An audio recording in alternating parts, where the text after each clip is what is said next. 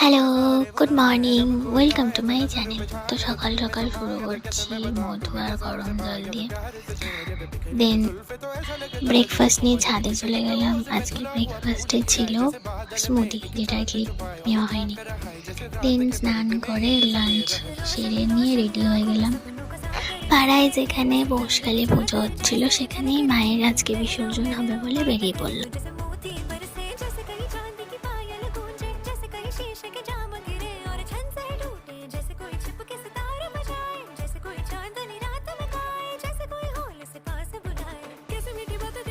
দেন বাড়ি চলে এলাম। বাড়ি এসে দেখি মাথার চুলের খুবই বাজে অবস্থা, তো ভাবলাম একটু তেল দিয়ে নিই।